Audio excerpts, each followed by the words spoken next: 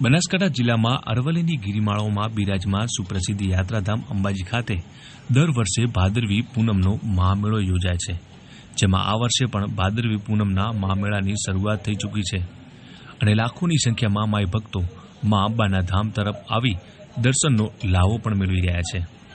આ મહામેળામાં છેલ્લા 24 વર્ષથી આઈ શ્રી અંબા ખોડિયાર મંદિર ધારેશ્વર સોસાયટી રાજકોટથી નીકળેલો સંઘ 13મા દિવસે અંબાજી પહોંચ્યો છે।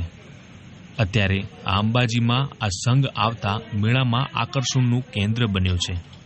કેમ આ સંઘ આકર્ષણનું કેન્દ્ર બનવા પામ્યો છે, આવો જાણીએ। મારું નામ દીનાબેન બારડ છે। અમારો સંઘ રાજકોટથી અંબા ખોડિયાર મંદિર ધારેશ્વર સોસાયટી જકાતનાકા પાસે રાજકોટથી 25 તારીખે બપોરે 2 વાગે ઉપડ્યો છે અને આજે અમારો 11મો દિવસ છે। અમે 12મા દિવસે એટલે કે આવતીકાલે અંબાજી પહોંચી જશું અને પરમ દિવસે અમે ધજા ચડાવશું। ધજા ચડાવ્યા બાદ અમે પૂનમના દિવસે સવારે દર્શન કરી માના અને નીકળી જશું। હવે આની અંદર અમારે એવું છે કે જે અમારો આ ટ્રેડિશનલ ડ્રેસ છે એનું મહત્વ એવું છે કે જો આપણે આપણા ઘરે લગ્ન પ્રસંગ હોય તો આપણે કેવા સજી ધજીને તૈયાર થાય છે, તો માની મમતા છે આ તો, અને માનો પ્રાગટ્ય દિવસ છે પૂનમ। આ પૂનમ છે ભાદરવી પૂનમ, એનું મહત્વ છે કે પ્રાગટ્ય દિવસ છે અંબે માનો। તો માતાજીનો પ્રાગટ્ય દિવસ એટલે કે આપણા મતે જન્મદિવસ, બર્થડે ટૂંકમાં એમ।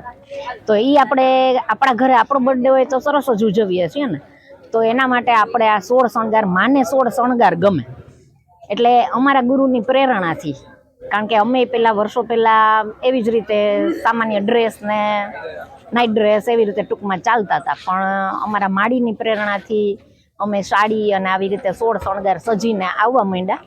પણ જ્યારે એક દિવસ અમને એવું ઓચિંતું કહેવામાં આવ્યું કે ભાઈ હવે આજથી આપણે સાડી પહેરવાનું ચાલુ કરવું છે, તો ત્યારે મને પોતાને તો ખાસ કે રાતે આવું બધું પહેરીને કેમ સૂઈ જશું, પણ ખબર નહીં સવાર પડી ત્યાં તો એવું થયું કે કાંઈ હળવા જતા અને એટલું હળવાશ અનુભવ્યા અમે કે કાંઈ જાણે કે આપણે ઘરે નાઇટ ડ્રેસ પહેરીને સૂતા હોય ને કેવું ફીલ થાય એવું જ થયું એમ। જે ટેન્શન હતું એ નીકળી ગયું હતું એમ।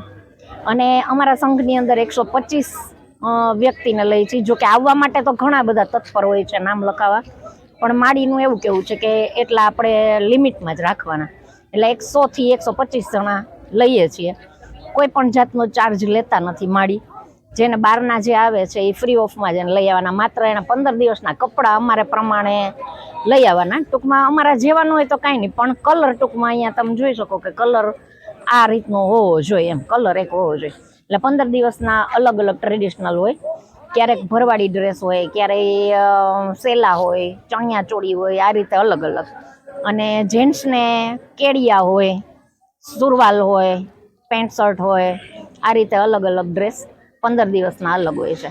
પછી એક ખટારો અમારો છે એ રસોડું હોય, એની અંદર તમામ વસ્તુ હોય જે આપણા રસોડામાં કદાચ ન હોય એ આ રસોડામાં હોય। અને એક રસોડું એવું છે કે એની અંદર બધાના થેલા, એટલે અમારા માળી છે એ અમને જરાય ક્યાંય કષ્ટ ટૂંકમાં દેતા નથી, અમારે ચાલવા સિવાય કાંઈ કરવાનું જ નથી હોતું। રસોડામાં અલગ બહેનો હોય એટલે એ રસોઈ કરીને અમને શુદ્ધ જ જમાડે, કારણ કે માળીનું કેવું છે જો આપણે 15 દિવસ સુધી ચાલીને જવું છે તો એમાં સારું ખાશું તો બીમાર નહીં પડીએ એમ। અને ક્યારેય એવું બન્યું પણ નથી, બીમાર પડ્યા નથી, એટલે અમારું પોતાનું જ અમે રસોઈ બનાવીને જમીએ છીએ।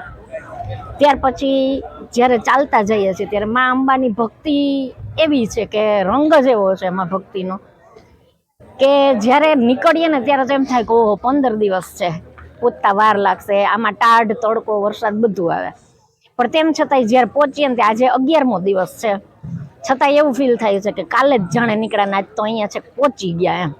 અને માના ખોડે ચાચર ચોકમાં પહોંચશું એટલે અહીંયા અમે રમશું, તો ત્યારે તો એવું જ ફીલ થાય કે જાણે અંબે માના ખોડામાં આપણે આવી ગયા અને માએ સ્વીકારી લીધી અમારી ભક્તિ, અમારા પગપાળા જે કાંઈ, અને અમારે કાંઈ કોઈ જાતની માનતા કે એવું નથી, બસ હરખથી જ માડીની પ્રેરણાથી અમે આવીએ છીએ।